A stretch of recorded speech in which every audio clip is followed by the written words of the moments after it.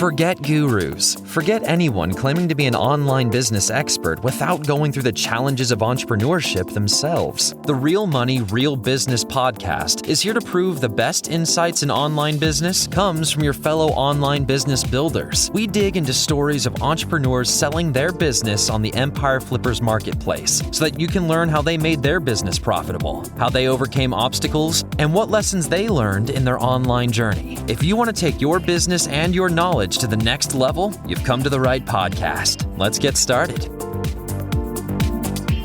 Hey everyone, welcome to another episode of the Real Money, Real Business podcast. We record these interviews so that potential buyers can learn more about the business and the seller to help them make an informed buying decision.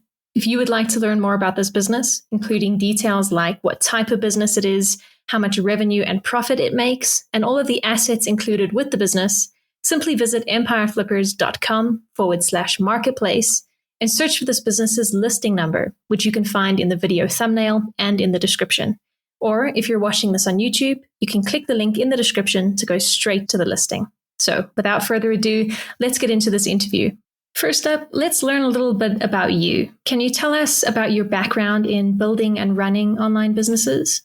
My background actually is very aligned with this business. It's a business that is what my profession has been for 20 years. So it was a natural fit, and I actually bought it from Empire Flippers about 3 years ago.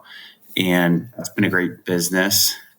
And I've run a couple other online businesses, as well as had a brick and mortar business that I ran myself. So I have some overall background in running a business, but be the first to admit I'm not overly technical from web development status. I mean, I kind of know the basics of WordPress and plugins and things like that, but I've had somebody who built the site and who helps me maintain things as it's needed. So I will say that this business is pretty hands-off overall. So why are you selling the business now instead of keeping it and growing it further? I'm selling the business. I mentioned that I've had a couple online businesses. I'm actually in the process of transitioning one to the partner that I did it with and selling this one, because overall I'm just trying to free up any additional responsibility that I have. And while this site is, and this business is very hands-off, as you know, there's a certain amount of maintenance and you want to make sure that there's somebody kind of active in it, in growing it. Because I think if you stay stagnant for too long, you could start to have things go the other way. But it's a great business. I feel like it's just a good time to pass it on to somebody else who can grow it further. Can you describe the amount and the type of work that you do on this business to maintain it? The work is really quite minimal. Like I said, I actually pay $50 a month for the person who built the site, and she does some updates to plugins and things like that. The main thing that I do is answer questions via email. There are weeks where there are no questions, and there are weeks where you might get 2 or 3 questions.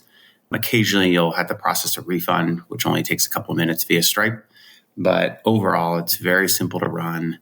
Everything's automated. Someone purchases, everything is triggered automatically. They get their access, they get emails. So everything is very automated from that standpoint. I would say, honestly, on average, I would guess that I spend probably less than an hour a week, probably a couple hours a month. So if you were to keep this business, what are some of the ways you would try to grow it? If I were to keep the business, I would first look to do more affiliates. So I set up on the site the WooCommerce affiliate. I found one contact that I knew who signed up as an affiliate, and he drove some business to the site. I actually just this weekend found a second. I think there are a number of people with large YouTube or LinkedIn followings that you could get to sign up as an affiliate, and it's truly mutual beneficial. That's one area I would do. I would also probably add more content on the site, just kind of free content. I would probably improve the funnel. So we have a fair number of folks who come through our main lead magnet, but the funnel or the email sequence they get is just a really short 2 or 3 email sequence. It doesn't add a ton of value. The lead magnet does, but I would probably bulk that up and try to drive more traffic to that lead magnet, which is a landing page. And I would also improve the email sequence to improve the conversion rates. I also think there's the ability to use LinkedIn, specifically for this niche.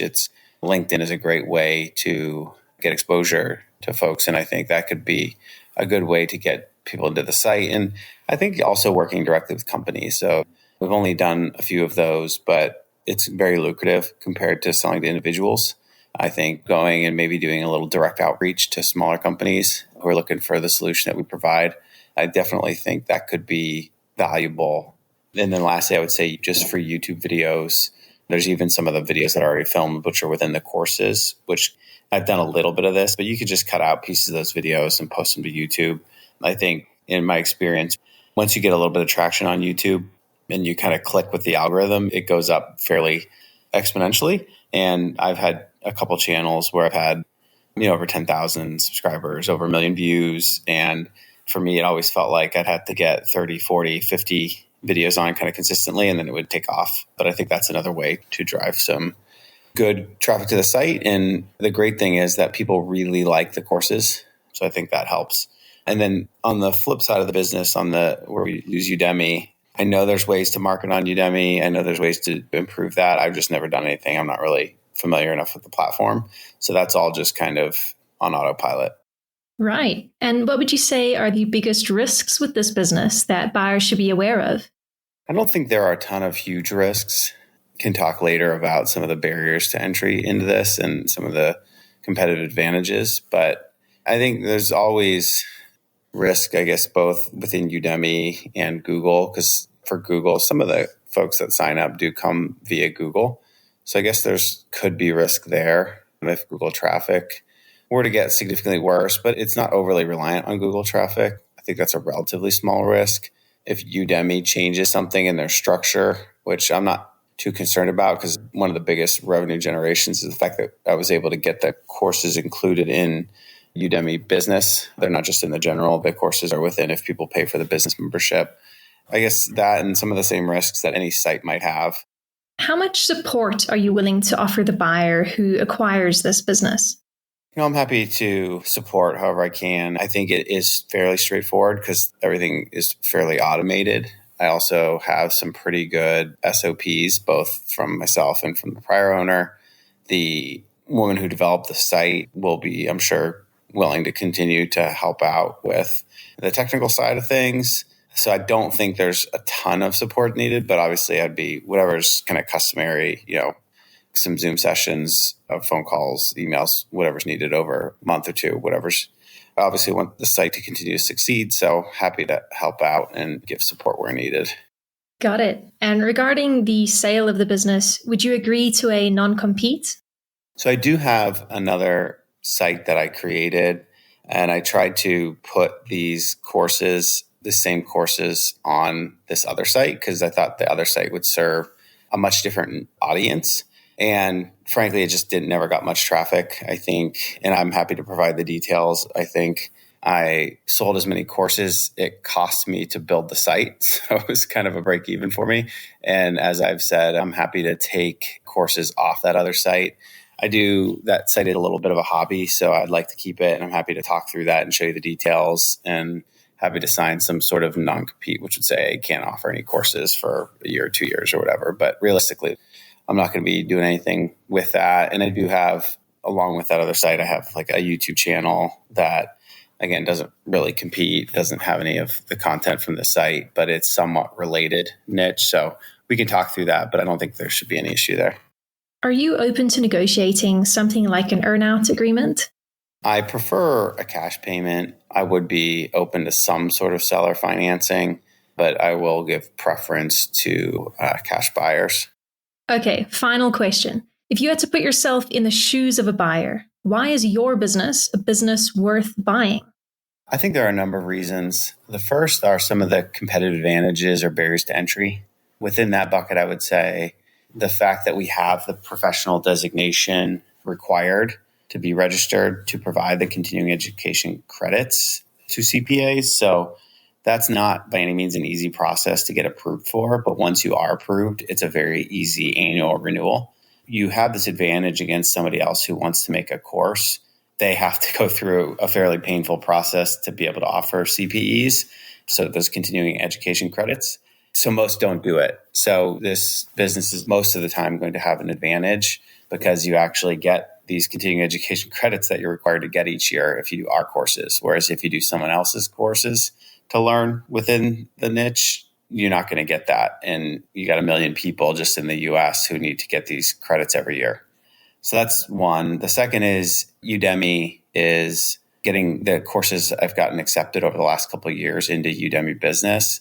That makes them very sticky. And that's really increased the Udemy revenue. So if you look over time, you'll see that it's continued to grow. And that's the reason why. So we've got more and more of our courses accepted into the Udemy Business program. That's the first, some of those barriers to entry. The second, I would say, is just the quality of the courses. We have very high quality courses. And if you look at the reviews, we've averaged over a 4.5 stars out of 5 on Udemy.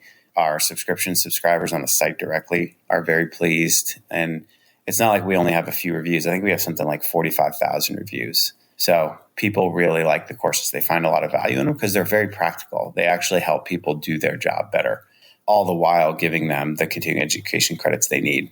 And the third, I would say, is how passive it is. So it's set up quite well. And I did some of it, but the person who owned the business before me did a lot of it too, in that it's just easy to operate, right? All you have to do is answer some questions here or there when you get one from a subscriber or through Udemy. Everything's automated. Someone buys, they get their access automatically. Things renew automatically. Everything is through Stripe from a billing perspective. So only have one payment provider. If you do have to issue a refund or something, it's very simple. So that's another thing. And then the last one I would say is just the growth potential. Because it hasn't been actively grown, I think that some of the things I mentioned before with getting some affiliates to sign up, that's very mutually beneficial. There's a number of folks out there who have big LinkedIn presence, YouTube presence, or even sites that don't offer these courses, and you can offer them a cut, and that's all set up already. So you can offer them a cut. And then I think working directly with companies is another great opportunity. So I think there's plenty of upside opportunity, and I think it's just a good business. All right, everyone. Thanks for listening. To learn more and see if this business is still for sale, head over to empireflippers.com/marketplace and search for this business listing number, which you can find in the video thumbnail and description. Or if you're watching this on YouTube, click the link in the description to go straight to the listing. Once you've unlocked this listing, you'll find everything you need to know about this business. So thanks for joining us. See you next time.